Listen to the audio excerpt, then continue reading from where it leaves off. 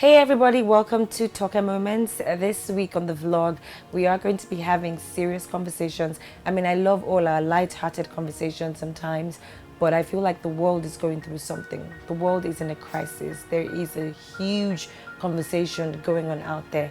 And as someone who has this platform, who is blessed enough to have so many people tuning from all around the world, I think it's only normal and fair that we definitely lend our voice to these things and we can speak on it in the comment section, share stories and find better ways to educate ourselves. Now, the aim of this video is not to shame anyone, because I believe that a social education is needed right now in Africa, most especially in Nigeria. Over the last couple of weeks, we've heard horrendous stories, heart-wrenching pictures.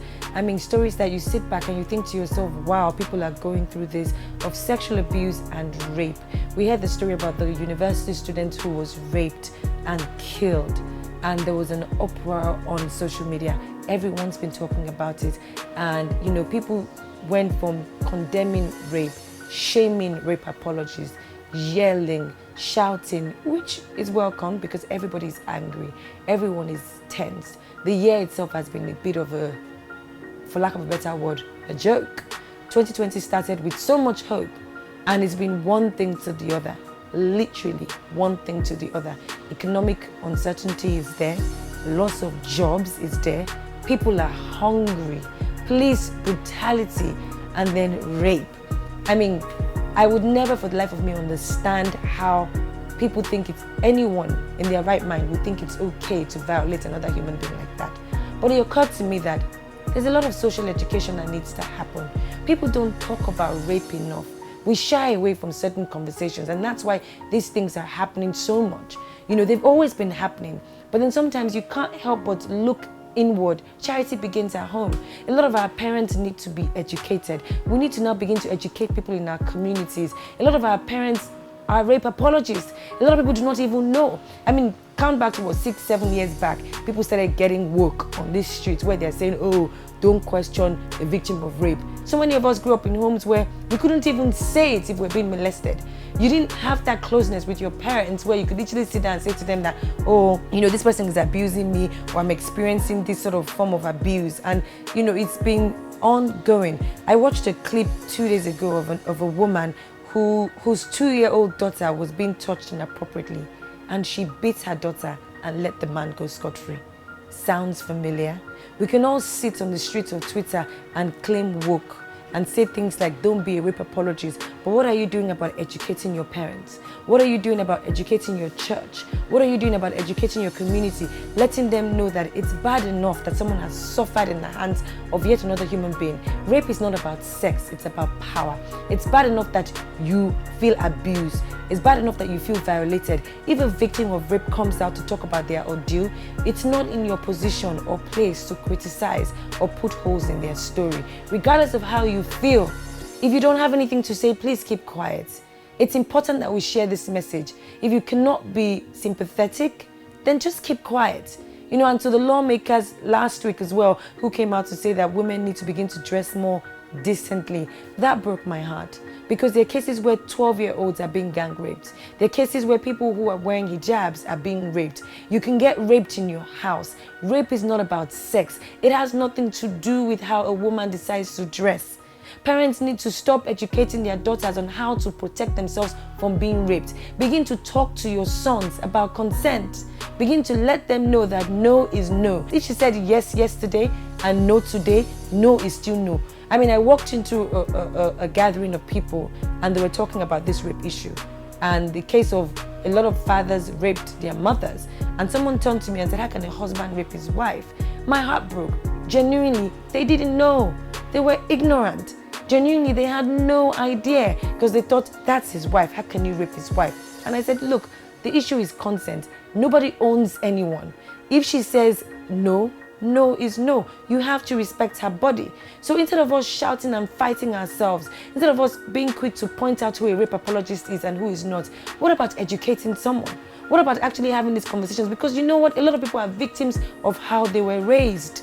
So many of us are victims of their environment that we came from. Some mothers would send their children to church where their children were even being abused, and the children couldn't tell their parents. You know, some kids would come home and say, my teacher touched me inappropriately, and the mother is looking, there are 50 people in the class. How come it was just you? What were you wearing? Are you sure you did not seduce him? People who are watching this will probably bear witness to the fact that they've also been victims of such. You know, so it's important for us to begin to educate people. Educate before you call that person a rape apologist. Take time to educate them, because sometimes they don't know. Sometimes they don't know. Now, when the lawmaker said that, I also was upset. I went on a rant on my radio show, and I realized, wow, you're condemning these men. Some of you have fathers who think like that, who think you're wearing a short skirt, how won't they rape you? And why were you walking around at night at that time? Why were you in a boy's house? All those things that people say to sort of say or sort of justify the reason why someone is raped. And guess what? They'll say, I'm not justifying rape, but I'm just wondering, why was she in the church reading? I'm just wondering, of all places to be, why there? Did she plan to be raped? Rape can happen anywhere. So it's your duty to watch this video and please educate someone today. When you hear someone say that, don't be in a haste to condemn them, but actually say to them, you're being ignorant. That's not how it works. Same with the Black Lives Matter movement. You know, I've sat in places where people are quick to say, all lives matter. And I'm like, that's not the conversation though. That's not what we're talking about though. If you don't know, it's even in our unconscious state. There's an unspoken thread that has been woven around our lives from time immemorial, where we think white is purity and black is dirty. Where we sit there and think God is white, the devil is black. Where we attribute black to being negative and white to being positive. It's always been. That's how white people have a lot of white privileges that they don't even know. They are ignorant. If you speak to so many of them, they've never had to defend the color of their own skin. And yes, we're in Africa, and that might not be our issue, but we do have our brothers and sisters spread around the world. And I think it's important for us to have these conversations, to educate people. All lives matter. I get it. Cats' lives matter. Dogs' lives matter. Elephants' lives matter. Ants' lives matter. But that's not the conversation though. If all lives really mattered, we wouldn't say Black Lives Matter. So we need you to join in this conversation so that our voices together can be heard in such a loud way. Maybe the world will be changed. Maybe our children to come will have a better life. Maybe they can sit back and remember that 2020 that seemed like a crazy year, but somehow some people stood together, came together. It's not a war against, it's not black versus white. It is everybody versus racism. It's an ideal, it's an ideology. It is those things that nobody is born racist. Nelson Mandela actually said, nobody is born hating the color. It's something that you learn. It's something that people, that unwoven thread I spoke about right now, where we attribute certain things. Who said Christ was white? Somehow. That's what we've been told. That's how we've learned it. But we don't know these things. And if we don't speak about it now, I'm afraid there might not be a future for the people that are coming next.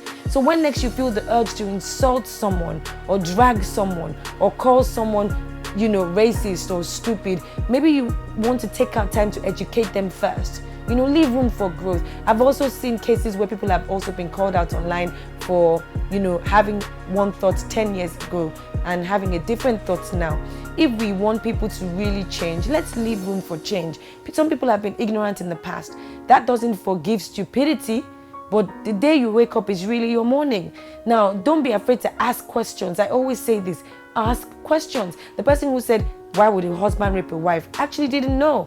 And when he said it out, he was educated and moved on from that conversation, realizing that if he gets married tomorrow, even if your wife says she's not in the mood, even if she gave you sex yesterday, even if, you know, you're used to having sex with her, no is no. Please, let's raise our boys to learn consent. Easy on the girls. It's not about what she wore. It's not about where she was. It's not about how she carries herself. There are people who have done everything right and still got raped. There are people who are currently being abused, who can't speak out, because once they speak out, there's some idiots waiting in the corner ready to pick holes in their story, ready to say, oh, well, maybe if you were not there, or maybe if you did this right, or maybe if you decided to carry yourself in a different way. Look, this message is just to preach a little bit of humanity, compassion. Do you know what I mean? This 2020, as crazy as this year might be, is also the year that change will really, really happen if we all come together and fight this thing. Say no to rape. And when you hear someone say no to rape, please don't say, ladies, start dressing decently. That's not the conversation. If you hear someone say Black Lives Matter, resist the urge to say all lives matter, because that's not the conversation. Join in or shut up. It's as easy as that. If you don't have anything to say, just keep quiet. If you feel like I'm hearing this story but I don't think the story is, just keep quiet. Thank you guys for watching. We'll resume next week talking about things that we love to talk about, but I thought it's very important for us to share this important message out there. Humanity is you and I, really. There's no logic or magic to this thing. We all just need to come together and agree and speak together in one loud voice. And maybe that change that we've all been praying for, maybe when next you see someone wearing all white, you wouldn't think that is pure. And someone wearing all black, oh, that is a negative, situation. Because it's not. Black is a beautiful color. I wear black all day, all night. And I think that we need to begin to lecture our children. Stop saying those things in classrooms. White is for pure. White handkerchief. Black this. No, stop it, okay? Stop throwing color. Who said that? They're just colors. Whatever you feel, how you want to express yourself, feel free to express yourself, but also be very careful, because these are sensitive times we're living in. Thank you guys for watching. Thank you so much. Please remember to subscribe to my YouTube channel and follow me on Twitter. My name is TokeMoments. That is Tokestar with a double R. Until I come your way again, big kiss. Goodbye.